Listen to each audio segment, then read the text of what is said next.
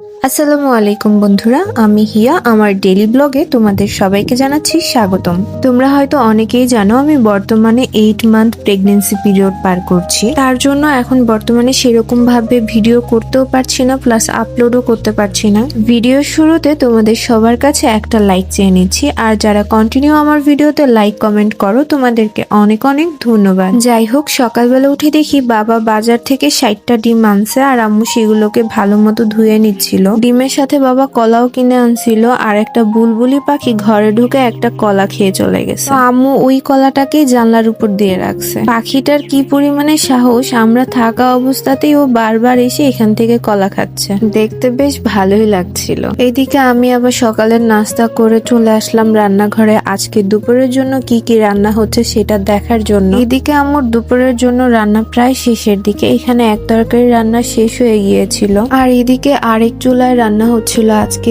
Chicken কষা, যেটা আমার ভীষণই পছন্দ।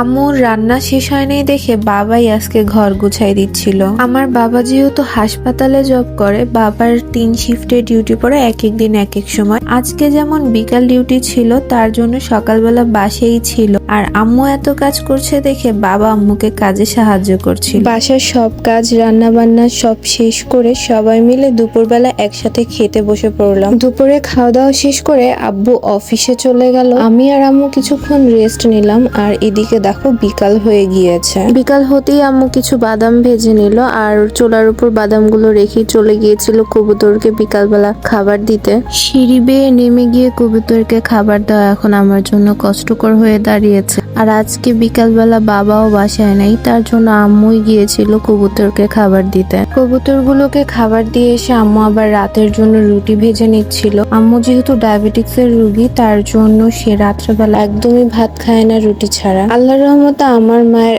এত এনার্জি, সে একটা মিনিট বসে থাকে না ভাই, একটার পর একটা কাজ করতেই থাকে। ঘরে কাজ না থাকলে সে নিজে নিজে কাজ বানায় নেয়, এমন একটা অবস্থা। এই যেমনটা তোমরা দেখলে, এতক্ষণ রুটি ভাজলো, রুটি ভাজা শেষ করে ডিপের থেকে তাল বের করেছে। এখন সেই তাল জাল দিচ্ছে। সে তো একটুও খাবে না, কারণ চিনি দিছে। ওই যে তোমাদেরকে বললাম আম্মুর ডায়াবেটিক্স আছে, সে হচ্ছে আমাদের জন্য তাল রান্না করতেছে। বুঝছো, আমরা কিন্তু কেউই বলি নাই যে আমরা তাল খাবো বা আমাদের কারো তাল খেতে ইচ্ছে করছে। তার ইচ্ছে করেছে তাল রান্না করবে, সে ফ্রিজ থেকে বের করে এখন তাল রান্না করতেছে বিকেল বেলা। আজকে যেহেতু দুপুরবেলা মাংস কষা করেছিল আম্মু, আমার আবার ওইটার সাথে ডাউল দিয়ে খেতে ভীষণই ভালো লাগে। তো আম্মুকে বলেছিলাম আম্মু একটু কালকে ডাউল রান্না করে দিও, তাহলে এই তরকারি দিয়ে আমার কালকেও হয়ে যাবে।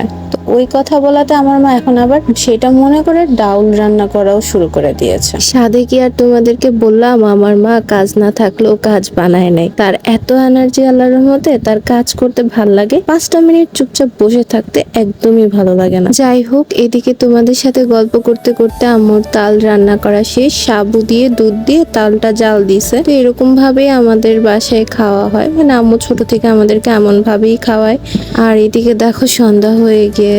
আজকের মতো ভিডিওটা এখানেই শেষ করে দিচ্ছি, কারণ আমি এখন কথা বলার মতো একদমই এনার্জি পাই না বেশি একটা। তার জন্য ভিডিওতে ভয়েস দিতে গেলে ভীষণই কষ্ট হয়, প্লাস বিরক্তও লাগে। যাই হোক, আজকে নাস্তা করতে করতে এখানেই বিদায় নিচ্ছি। আল্লাহ হাফিজ।